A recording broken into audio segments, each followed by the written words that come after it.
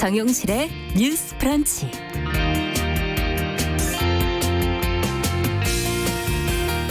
안녕하십니까, 정용실입니다. 사회적 거리두기 3단계의 격상 필요성이 최근에 꾸준히 거론이 되고 있습니다. 이 다수 전문가들은 지금 당장이라고 말을 하고 있지만 정부는 3단계가 준 전시 상황과 맞먹는 조치인 만큼 좀 신중하게 접근을 하고 있는데요. 자, 어제 중앙사고수습본부 정례 브리핑에 따르면 방역당국이 3단계 조치에 대한 세부적인 지침을 지금 준비 중이라고 합니다. 3단계에는 광범위한 조치들이 포함이 되어 있어서 세부적인 실행 과정에 필요한 조치들을 각 부처 또 자치단체와 함께 논의하면서 준비를 하고 있다고 하는데요. 자, 어떤 결정이 내려질지는 모르지만 국민 한 사람 한 사람이 이미 3단계에 와 있다 하는 그런 생각으로 자중하는 것이 모두에게 도움이 되지 않을까 싶습니다. 많은 일들이 그렇습니다만 방역과 관련해서도 가장 중요한 것은 기본적인 것들 속에 있죠. 어느 때보다 그 기본적인 것이 소중하다는 걸 뼈저리게 느끼게 되는 그런 시기입니다. 자, 보건용 마스크를 꼼꼼히 착용하고 깨끗하게 손 씻는 것, 그리고 외출을 자제하는 것, 이것이 최고의 방역 수칙임을 잊지 않으셨으면 좋겠습니다. 자, 8월 26일 수요일 정용실의 뉴스 브런치 시작합니다.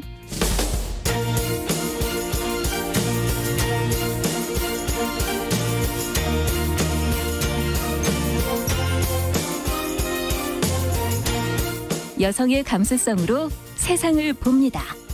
KBS 1라디오 정용실의 뉴스 브런치. 여러분의 의견을 기다립니다. 문자는 샵 9730으로 보내주세요. 짧은 문자 50원, 긴 문자 100원이 부과됩니다. KBS 모바일 콩, 유튜브를 통해서도 무료로 참여하실 수 있습니다. 네, 정용실의 뉴스 브런치는 항상 여러분들과 함께 프로그램 만들어가겠습니다. 자, 오늘도 뉴스픽으로 시작을 해보죠. 도공감 여성정치연구소 송문희 박사님 안녕하세요. 네, 안녕하세요. 네, 전혜연 사평론가 안녕하십니까? 네, 안녕하세요. 자, 지금 코로나19 얘기를 시작하지 않을 수가 없어요. 지금 코로나19가 재확산하면서 마스크 착용이 중요하다는 거 뭐 방송들에서 계속 지금 언급을 하고 있는데 최근에 중국산 필터를 사용한 마스크 또 망사 마스크 이런 것들 때문에 소비자들이 지금 혼란을 겪고 있어요. 좀 오늘 정리를 좀 해드릴 필요가 있을 것 같아요. 전혜연 평론가께서 좀 얘기해 주시겠어요? 예, 이런 감염병 사태에서 정말 주의해야 될 부분이 카더라라는 뉴스라는 말이 있죠. 예. 옆에서 괜찮대, 안전하대, 혹은 업체에서 무슨 유해 성분을 차단한다. 이런 거는 사실 과학적이지 않은 말입니다. 그래서 식약처에서 나왔던 입장을 다시 한번 정리를 해드리면 일단 나나오 망사 마스크. 네. 망사니까 아무래도 숨쉬기가 좀 편하다라고 해서 인기를 많이 끌었다고 하는데 결론부터 말씀드리면 식약처에 따르면 이른바 나노 망사 형태의 마스크는 의약외품 허가를 받은 제품이 없습니다. 그러니까 식약처 인증이 안 났다는 얘기군요. 그렇습니다. 이제 제가 좀 다시 한번 설명을 드리면 지금 식약처에서 권장하고 있는 거는요. KF9480인데 조금 어려우니까 KFAD라고 해서 핵심은 뭐냐. 비말 차단이 돼야 된다는 겁니다. 그렇죠. 제일 중요하죠. 그리고 이것을 확인하는 방법은 식약처에서 의약 외품으로 인증된 제품이냐인데요. 제품 겉면을 잘 보시면 KFAD 의약 외품이라고 적혀 있는 제품들이 있습니다. 네. 이런 같은 경우는 이제 허가를 받은 거고요. 그러나 모호한 설명 있잖아요. 유해물질 97% 이상이라던가 출처를 알 수 없는 곳에서의 무슨 허가를 받았다. 이런 거는 사실상 좀 위험하다라는 게 지금 정부 당국의 입장입니다. 그래서 따라서 굳이 확인을 하시려면은요. KF94, KF80, KFAD 등등으로 된 제품이고 포장지에 의약 외품이라고 표시되어 있는 걸 사시는 것이 좋다라는 겁니다. 네.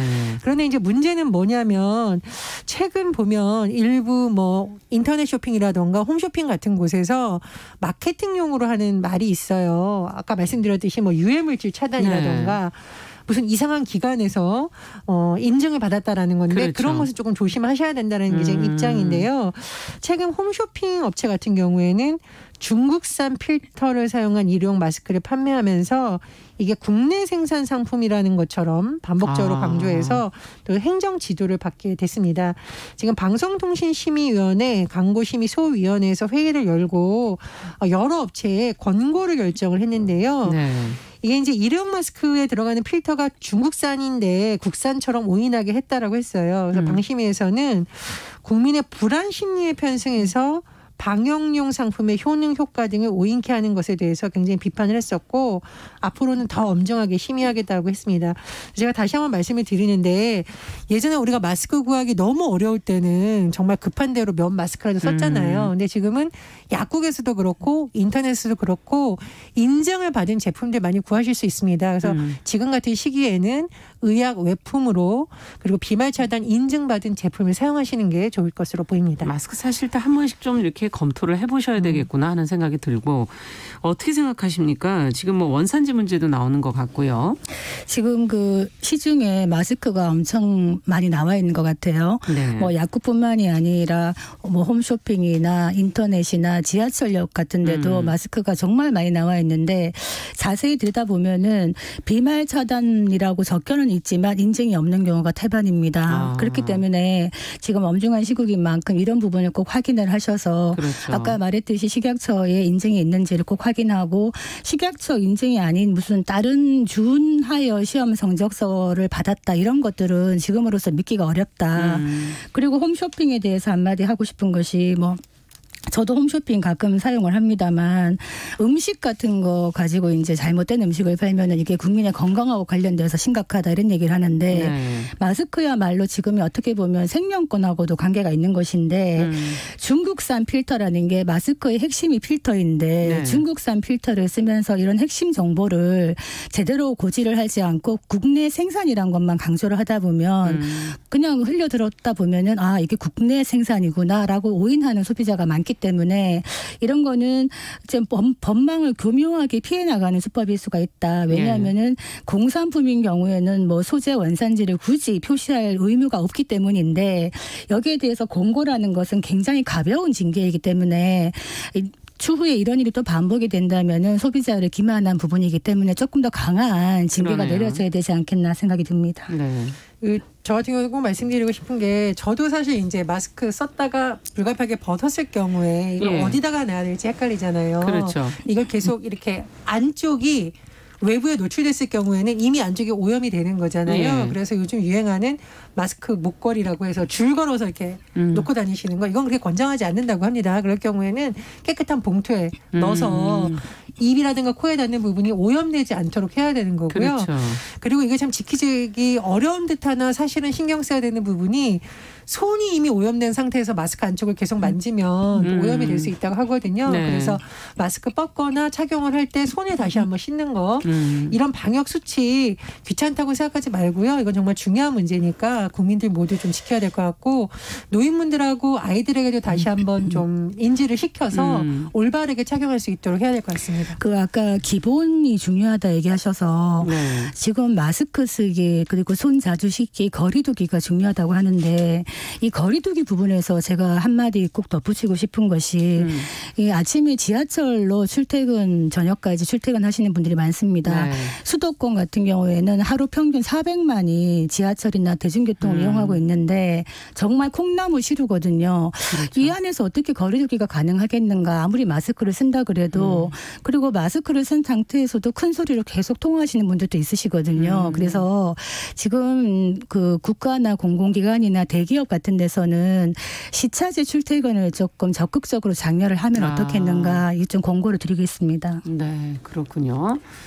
자, 지금 코로나19 어제 320명이 확진이 됐다는 지금 보도가 지금 나오고 있는데 숫자가 줄지 않고 있습니다. 여러 가지로 지금 원칙적인 거, 기본적인 거 좀 잘 지켜주셔야 될 것 같고 또 오늘 제8호 지금 태풍 바비 북상 소식이 지금 있어요.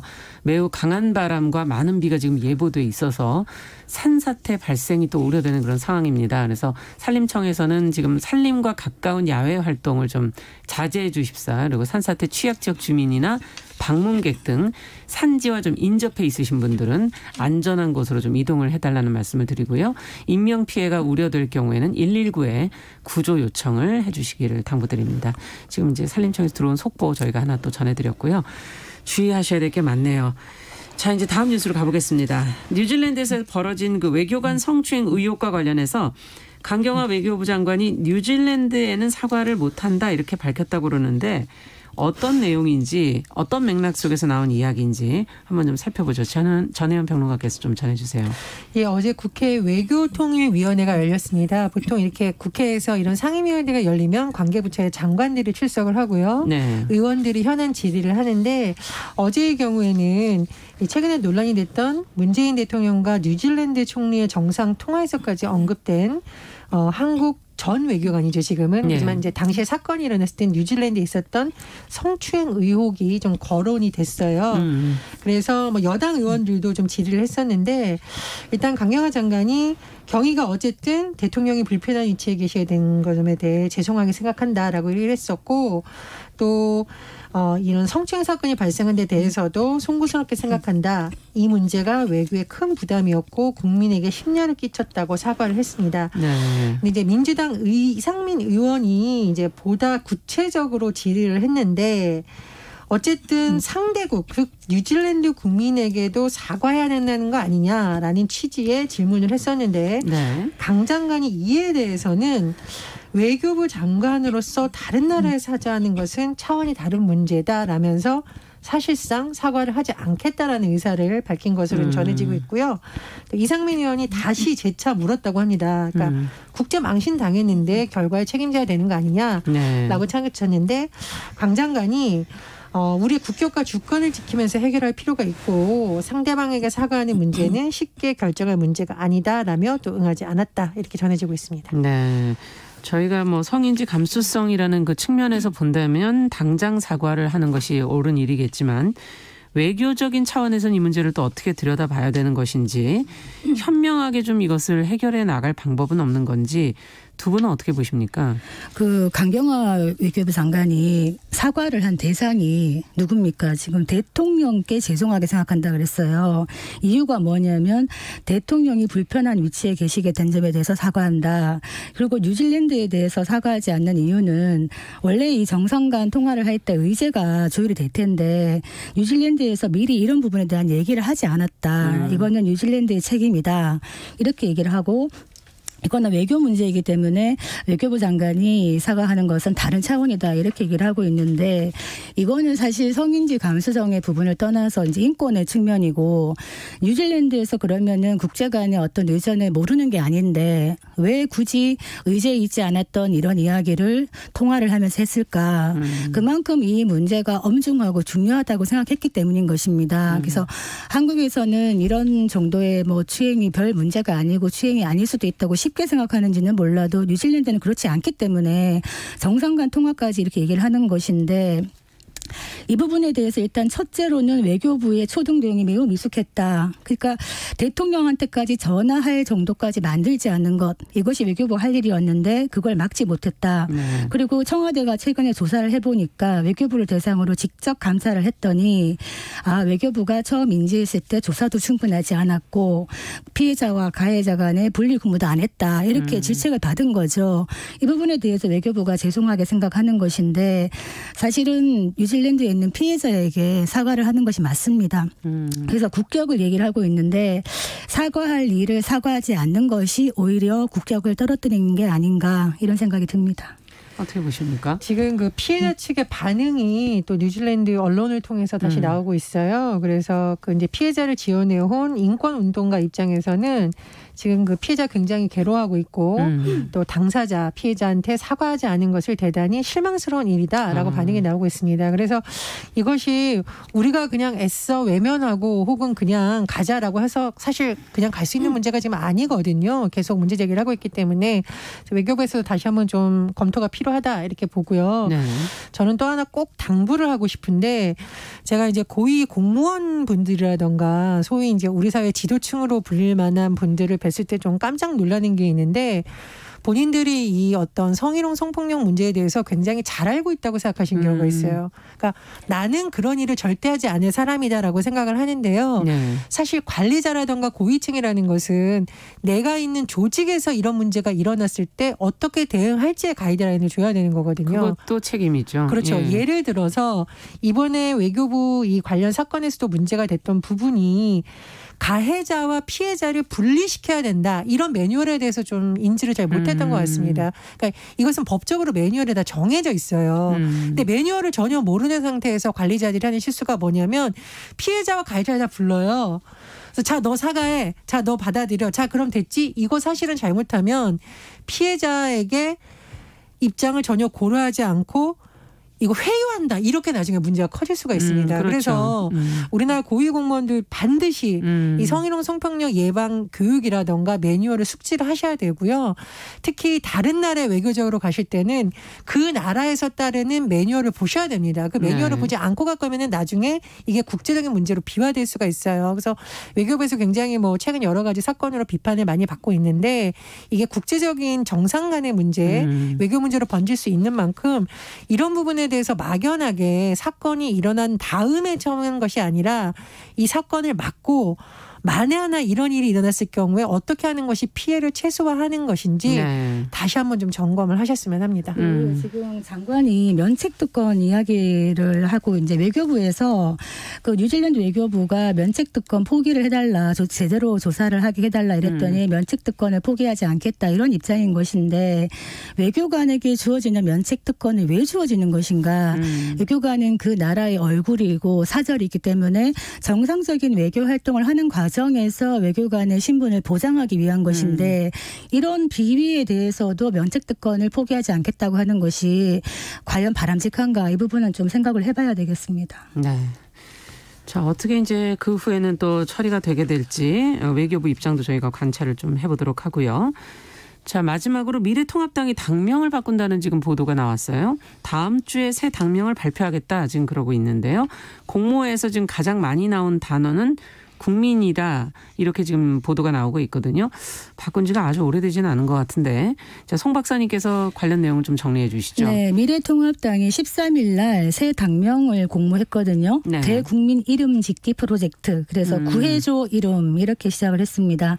최종 한 17,000여 건의 공모가 있었습니다. 그래서 이 당명이라는 것은 사실 새로운 정강 정책, 새로운 가치를 반영하는 것인데 어떤 것들이 가장 많이 나왔냐 봤더니 한 5명 중에 1명 꼴이 국민이라는 키워드가 가장 많았다. 그다음에 자유, 한국, 미래, 그리고 우리, 함께, 행복, 희망 이런 키워드가 많았다는 겁니다. 좀 특이한 것은 무슨 당 이런 식이 아니라 부사형, 형용사형, 그러니까 뭐 함께, 늘 푸른, 위하다, 동사형까지 다양하게 나와서 아마 다음 주쯤에 이 당명을 결정하지 않겠나 이렇게 보여집니다. 네, 국민이 많이 나오고 국민을 좀 정치에서 봐달라, 제대로 좀 신경 써달라 이런 뜻이 아닐까 싶기도 하고요. 두 분은 이런 당면 변경과 관련해서 어떻게 보십니까? 그러니까 기자들이 정치부 기자들이 기사를 쓸 때 당명을 헷갈려서 오보 아닌 오보를 내서 굉장히 데스크에게 혼나는 경우가 있습니다. 왜 그러냐면 너무 자주 바뀌다 보니까.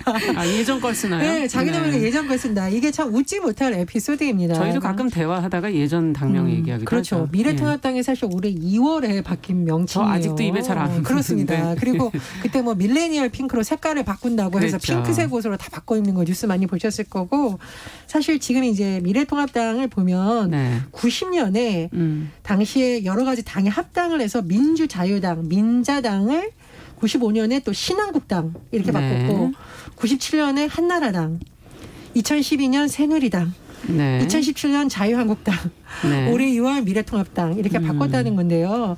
이번에 당명을 바꾸면 한 6번째 정도라고 합니다. 근데 이제 당명을 바꾼 게 좋다 나쁘다의 문제가 아니라 당명을 바꾼다는 게 아마 정체성과 관련된 거잖아요. 그렇죠. 그리고 이제 과거에 잘못된 부분을 좀 단절하겠다라는 의지를 담아야 되는데 이게 이름만 바꿔서는 되는 건 아니고요. 사실 여러 가지 다 바꿔야 되는 거죠. 그렇죠. 그래서 이제 하태경 의원이 한 말이 참 적절한 표현인 것 같은데 잘못된 과거는 다 폐기해야 되고 당내 혁신의 계기로 삼자라고 했는데 저 이게 같이 돼야지 효과가 있지 않겠습니까? 그렇죠. 지금 너무 많이 당명도 바꾸고 위성정당도 만들었다고 했기 때문에 잘못된 이제 국민의 피로도만 높아질 수 있고 그래서 이런 부분이 같이 필요하다고 생각을 하고요.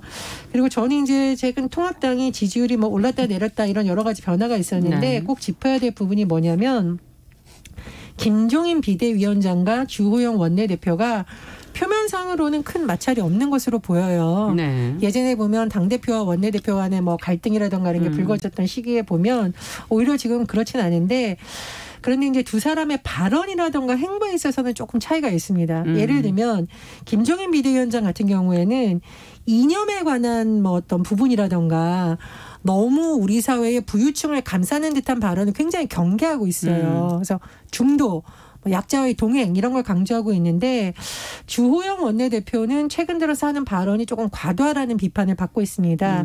예를 들면 주호영 원내대표가 어떤 여권의 부동산 정책을 이제 비판하면서 공산주의 이런 표현을 쓴다던가 지난번 박지원 국정원장 후보자에 대해서 저가 내통안 해서 색깔론에 휘말린 부분 이런 부분은 사실 지금 당이 어떤 변화하는 모습을 과거로 뒤돌린다라는 비판을 받고 있거든요. 그래서 지금 오히려 원내대표라던가 어떤 원내 역할이 매우 중요한데 정책은 정책으로 비판을 해야지 이념을 끌어오는 것은 맞지 않는다. 이런 비판 제기되고 있습니다. 그래서 네. 그런 부분을 같이 가야 된다고 보고요. 또 하나 제가 드리고 싶은 말씀은 여든 야든 소장파가 항상 있었거든요. 그렇죠. 예, 지금 보수당의 경우에 보면은 뭐 이른바 남원정, 남경필, 원희룡, 정병국. 이제는 소장파라고 하기에는 좀 그렇죠. 나이가 많이 드셨습니다. 예. 그러나 뭐 남원정, 민본 20일, 뭐 아침소리 이렇게 돼서 초재선을 중심으로 그렇죠. 새로운 바람을 일으키는. 그렇죠. 새로운 바람도 일으키고 우리 당이 나아가야 될 정책적인 방향이 뭐냐에 대한 논의가 활발했었는데 최근에 보수당에서는 좀 그런 움직임은 적은 것 같습니다. 그래서 시대의 변화를 담는 그게 뭐 소장파일 수도 있고요. 비대위일 수도 있는데 정책적인 변화, 가고자 하는 노선에 있어서 시대를 담는 변화가 같이 맞물려야 효과가 있겠다. 저는 이렇게 생각을 합니다. 지금 이제 제 친한 사람들 중에 검사 한 분이 어떤 얘기를 하냐면 수사를 하다 보면요. 이름을 자주 바꾸고 전화번호를 자주 바꾸는 사람들 중에 좀 문제가 있는 사람들이 많다. 이런 얘기를 해요. 제가 왜 이 말씀을 드리냐면 미래통합당이 아까 말했듯이 지금 미래통합당도 출범한 7개월 정도밖에 안 됐는데 또 바꾸는 것이거든요. 거의 뭐 연례 행사식으로 지금 당명을 계속 바꾸고 있습니다. 그렇게 되면은 로고도 바뀔 것이고 옷 색깔도 바뀔 것이고 또 인쇄소가 또 불이 나겠죠. 근데 문제는 이 제가 수족관 얘기 한번 한 적이 있습니다만 수족관에 고인물이 그대로 있고 물고기들이 그대로 있는데 수족관만 다시 바꾼다고 해서 달라지느냐. 사실은 그 고인물들을 빼내야 되고 새로운 물고기들이 새롭게 헤엄을 쳐야 되는데 이번에 뭐 약간 물고기는 약간의 변동은 있는 것 같습니다만 이 물이 중요한 것이거든요. 이 물. 그것이 무엇이냐. 보수 정당으로서의 어떤 가치, 지향점 이런 게 될 텐데 지금 주호영 원내대표 같은 경우에 이번에 광화문 집회랑 선긋기 내지는 손절 이런 얘기를 하고 있는 게 우리가 그 집회 주최한 것도 아니고 독려한 것도 아니고 연설한 것도 아니다. 우리는 거기랑 다르다. 이렇게 얘기를 하면서 구구표라는 거는 실제로는 한 1% 정도밖에 사실 안 되기 때문에 이제는 우리가 중도층이나 수도권으로 외연을 확장해야 되기 때문에 아스팔트 구구 보수와는 선을 긋겠다 이런 거를 계속 얘기하고 있는데 뭐 바람직합니다. 일단 이 보수가 어떻게 보면은 극단주의적인 좌파나 우파나 할 것 없이 극단주의적인 세력과는 결별하고 새로운 건강한 세력과 손을 잡아야지 외연 확장은 되는데 제가 말씀드리는 포인트는 뭐냐.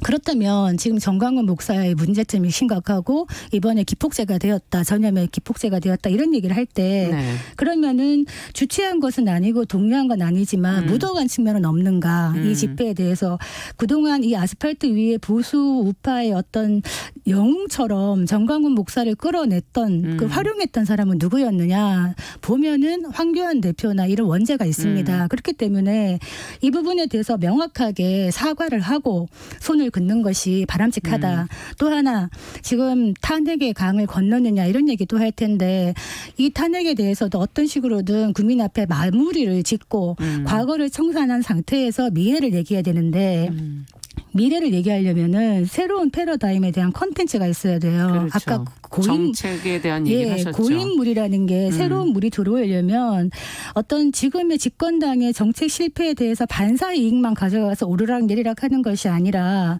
주요 현안에 대해서 뭔가 주도할 메시지를 내야 되는데 그것이 바로 일자리 문제라든가 주거 문제라든가 네. 아니면 코로나19처럼 이제 새로운 뉴노멀 시대에 우리가 어떻게 해야 될 것인가 그렇죠. 이런 비전을 보여줘야 된다는 것이죠. 그래서 이런 부분을 제대로 내느냐가 중요한 것이지 당명만 바꾼다는 게 중요하지 않다. 지금 나오는 게 국민 가장 많이 나왔는데 그만큼 국민이 외면되고 소외되었다는 뜻이 아니겠습니까? 네. 이런 국민의 여망을 담아야 된다. 이런 생각이 듭니다. 근데 이제 광화문 8.15 집회와 관련해서 통합당의 일부 정치인들이 그 자리에 있었다는 것은 이미 뭐 방송과 네. 언론과 사진과 영상을 통해서 다 확인이 됐습니다. 네. 그런데 통합당에서 계속 상관없다고 하니까 이제 국민들 입장에서는 아니 본인들 당에 속한 당협위원장들이 갔는데 저렇게 얘기하는데 과연 그걸 믿을 수 있냐라고 하는 거거든요. 그래서 저는 그런 부분부터 차근차근 하나하나 어떤 입장이었고 이 당협위원장들에 대해서는 어떻게 조치를 할 건지 김종인 비대위와 사실 주호영 원내대표가 밝혀야 되거든요. 네. 과거의 단절이라는 것은 말로만 하는 것이 아니라 행동과 책임 있는 대안으로 보여주는 겁니다. 그래서 통합당이 그런 부분을 같이 가야 당명을 바꾸더라도 효과를 볼 수 있다. 그렇게 생각합니다. 저는 지금 뭐 내년 4월에 보궐선거가 있잖아요. 예. 부산도 있고 서울도 있는데 정말 미래통합당이 좀 획기적인 모습을 보였으면 좋겠다. 이를테면은 뭐 완전 국민 경선제 얘기를 하고 있는데 우리가 요새 많이 보고 있는 미스터 트롯 방식으로 정말 제대로 된 경연을 거쳐서 국민들이 뽑을 수 있는 그렇게 되면은 새로운 뉴페이스도 나올 수가 있고 기존에 저평가되었던 기존의 또 정치인 중에서도 재평가를 받을 수가 있고 네. 이런 뭔가 좀 획기적인 모습들을 보이지 않는다면은 여전히 집권당의 그 반사이익에 기대해서는 희망이 없다. 이런 말씀 드리겠습니다. 네. 자, 오늘 뉴스픽은 여기까지 듣겠습니다. 전혜연 평론가, 더공감 여성정치연구소 송문희 박사 두 분이 얘기해 주셨습니다. 자, 수고하셨고요. 정용실의 뉴스 브런치 듣고 계신 지금 시각 10시 32분입니다. 라디오 정보센터 뉴스 듣고 오겠습니다.